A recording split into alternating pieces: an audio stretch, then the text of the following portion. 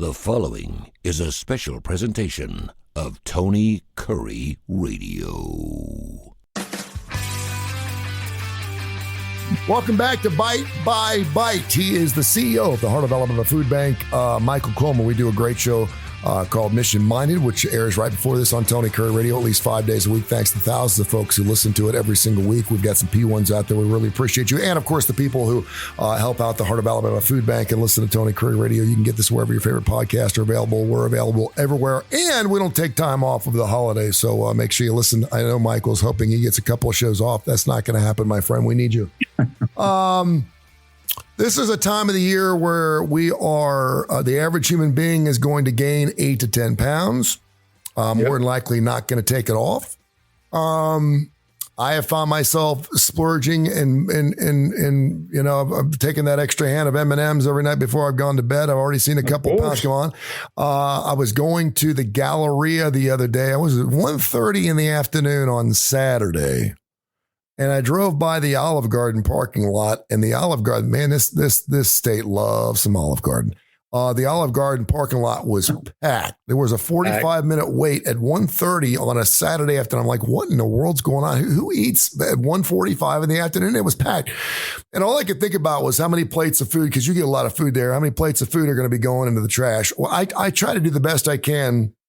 And you'll realize this when you're a parent and you've got 3 kids, that you must eat your leftovers, know, and you make sure you take his. I mean, sometimes I'll even order something. I think Olive Garden's got something where they have a thing where you actually order an extra meal just so you have some leftovers.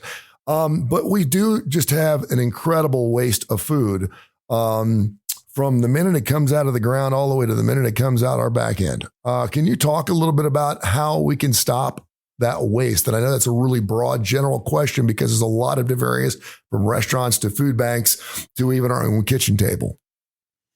Yeah. So just as a whole, one of the things that a lot of people don't know is how much the whole Feeding America network. Now, the food banking system is even bigger than Feeding America. So you have the Feeding America system, that's a network of 200 food banks plus affiliated food banks and state agencies.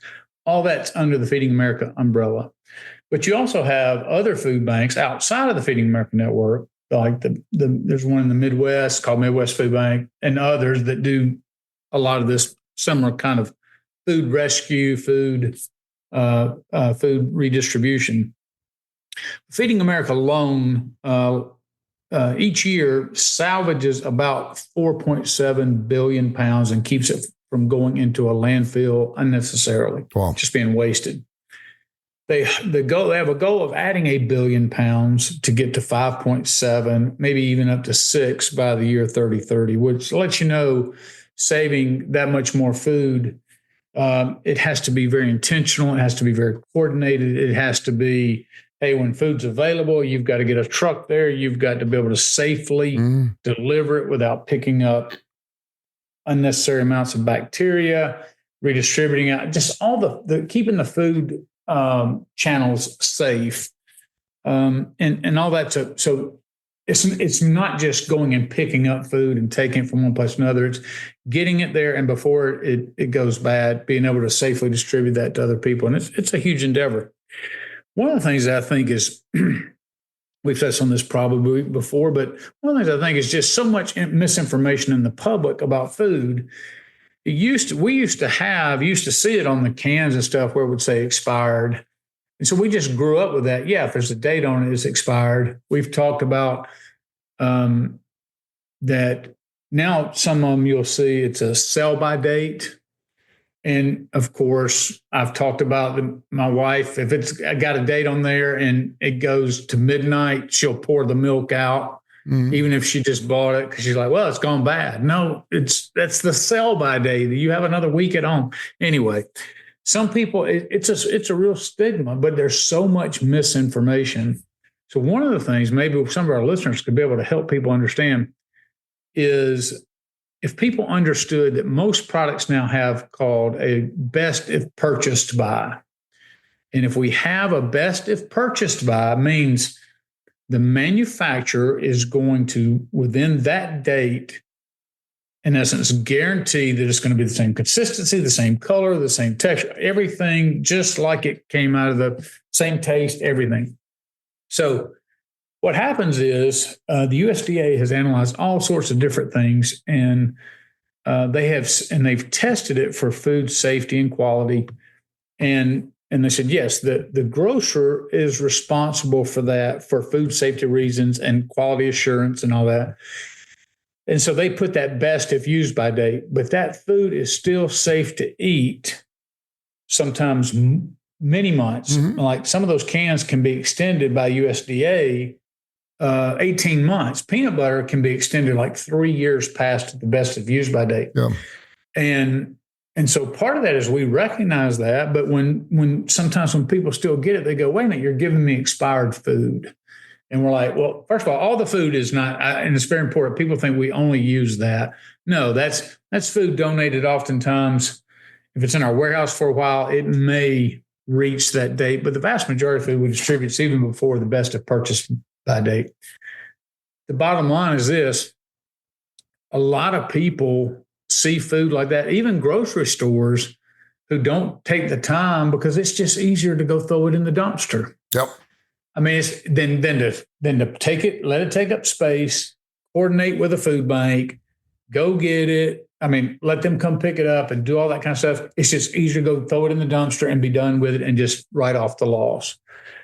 But what I want people to understand is, we understand the short shelf life. It's easy to tell when milk has gone bad because it'll start to smell. But in terms of a lot of dairy products, they have quite a long shelf life with cheese and butter and all those kind of things. What we're trying to do is take good food, safe food, and redistribute it. But lots of times it doesn't even make it to us because of things like, oh, well, it's coming up on the best of purchase by date, which means they don't want to sell it in the store. They try to discount it, move it, or whatever. And then they just throw that kind of stuff away because they know that customers don't know the difference. They're not going to spend the time trying to educate customers. It's not cost efficient for them to do so. That's just one of several reasons. When you look at us in restaurants, look, I'm no different. I cook. I may put a bunch of food. I take one taste of it. Ugh, that doesn't taste good. I throw the whole thing out. Mm-hmm. And we do that because we're confident that if I go back to the store, there's going to be more food there. We're always cognizant of that. Do you remember saying, you and I are so old, do you remember back in the 70s and the 80s, they would show, back in the Soviet Union, they would show grocery stores oftentimes, and they would show from, the aisles the shelves would go 1 to 5 high, mm-hmm. and there'd be nothing on the shelves on some of them. And then sometimes you just have a couple loaves of bread, mm-hmm. and people would come there every day just to get, the supply wasn't there at all. The demand was, but the supply wasn't. And we live in such abundance, and I hope and pray that we never get to a point. We got a little taste of that in COVID when it came to toilet paper, and some other things. And boy, did we pitch a fit, didn't we?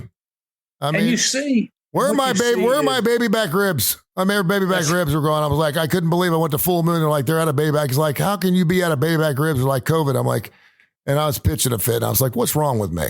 Yeah, because I couldn't get my baby back ribs. You really do see the worst in humanity come out when people were like, screw you, I don't care. I'm getting as much toilet paper as I can, or I'm mm-hmm. getting as much alcohol as I can, or whatever it was, baby wipes, whatever it was. Everybody's like, screw you, it's every man for himself. And you just saw it was a microcosm of how society devolves when there's any sort of shortage. You let most of our stuff come up short because of that. And our attitude is just like we still see it with people who lived through the Depression, who still may have plenty of money, but fold up aluminum foil and reuse it every time. Nothing wrong with that. Or reuse bacon grease. Yeah. So we live in abundance. We're very spoiled. We take it for granted. There'll always be more, so it doesn't bother us to throw it away. And then when we do have these safety systems put into place, people are not educating themselves on what it really means and are throwing away perfectly good food that otherwise could go to help others. So those aren't the only two things either, but it's a huge challenge just to educate folks and to help them understand, part of the issues and how to keep our food supply robust. And anyway, that's what we try to do, and I appreciate for those listening and help spread that information out to your neighbors and be a part of saving food rather than wasting it. And let's feed more and more of our neighbors. And this is Bite by Bite.